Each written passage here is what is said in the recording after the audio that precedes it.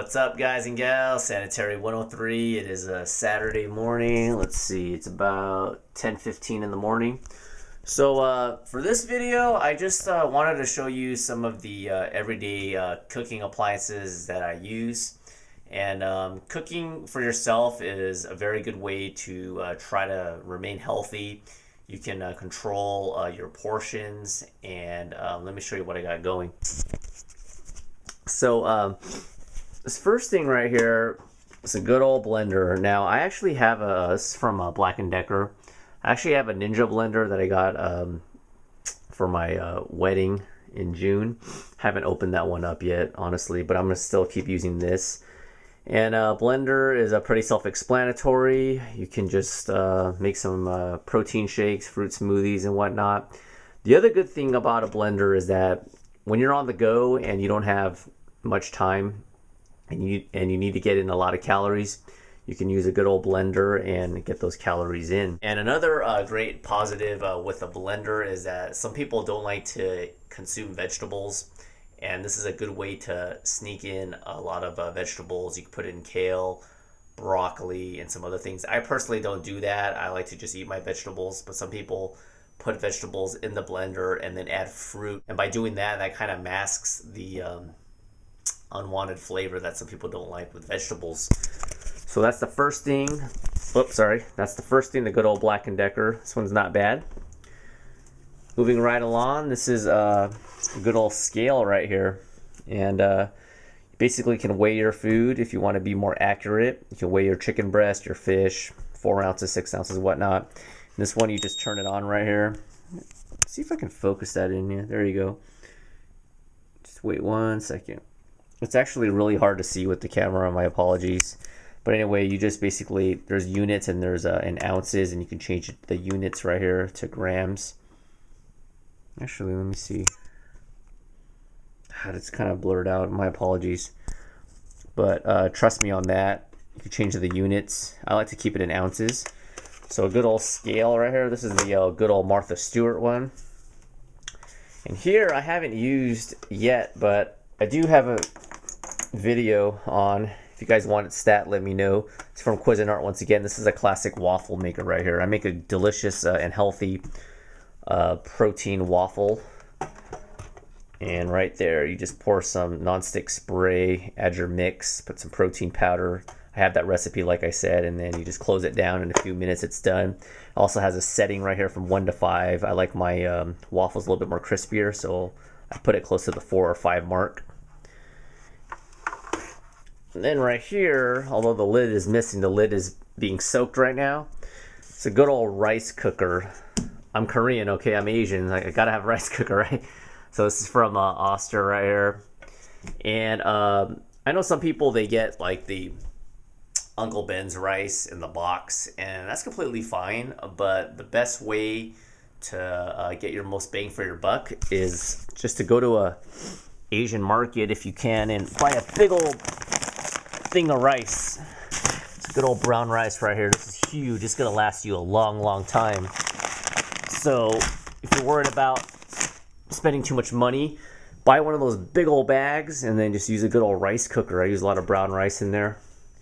And moving right along to this standard toaster. Some people like to eat sandwiches with their bread soft. I like it toasted. You can also put, you know, whole wheat bagels and whatnot. And I use a toaster from time to time, very self-explanatory. And then right here, also from Cuisinart. Don't worry, I don't get paid through Cuisinart. Through Cuisinart, it's a good brand. It's a good old slow cooker. You guys have been following my channel, some of you guys, for quite some time. You saw me use a few of these slow cooker recipes. I have a turkey breast one, and I think I forgot the other one, but check it out on my channel. This is great. It has a setting right here. You just turn it on. It's not plugged in, but anyways, on. And then there's a setting, high, low, simmer, warm, and you put the timer, and it goes in 30-minute increments. And this is also very convenient because you can just put some chicken in there, put some other type of lean protein in, and put it on low or whatever temperature, and then plug it in and you're good, and you can go run your errands, do a lot of other things and not worry about all these extra pots and pans you got to clean. So that's the good old Cuisinart slow cooker. And last but not least, I actually had an old Foreman Grill, an older version one that was really small. This one's the big one, courtesy of the wedding registry once again. And this is nice right here. Look at that. It's pretty big. You can put a good amount. I don't know how many burgers. 1, 2, 3, maybe 6 good burgers here possibly. Usually I just put a little bit of a nonstick spray on it. Put some turkey burgers on here or whatever. Some lean beef, even chicken. And this is great. And I only have one hand right now because I'm recording as we speak. But basically there's a latch right here. See that? Little latch right here, a latch right here, and a latch right here. So when you're done, you basically just use both hands and you just pull it both out simultaneously, and this thing comes off. Once it comes off, it's still hot. Be careful. You just put it down here and you just rinse it off with a little sponge, and then you're good to go, and you just put it back on.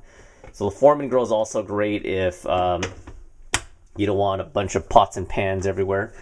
And just like the other appliances, it's got the power and it's got the degrees in Fahrenheit, and then there's like a timer. So burgers are usually like 10 minutes or something, give or take.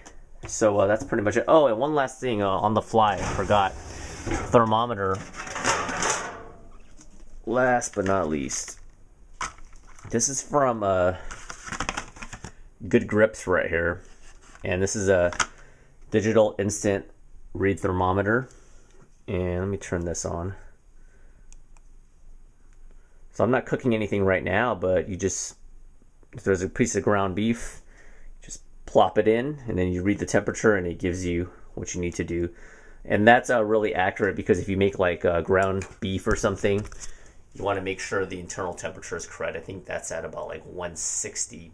Definitely, if you're going to buy a thermometer, make sure that you buy one that's a digital read. I had an old one that wasn't a digital read, and it was completely inaccurate, and I overcooked one of my steaks one time. I was putting it in and it wasn't going up, and I overdid my steak. Pain in the ass. Get a digital one. This one's a decent one from Good Grips once again. So yeah, that's it for this video. Hopefully it wasn't too long. Thanks for watching once again. If you have any comments or questions, be sure to leave them down below. And also, if there's any other appliances that I don't have and you may think that it may be a good idea, leave them down below and I might be able to check those out. Thanks once again. I'll see you guys next time. Bye. And then just wrap this around. It's a little tricky with one person, but I'm going to show you that it's definitely doable. So right here,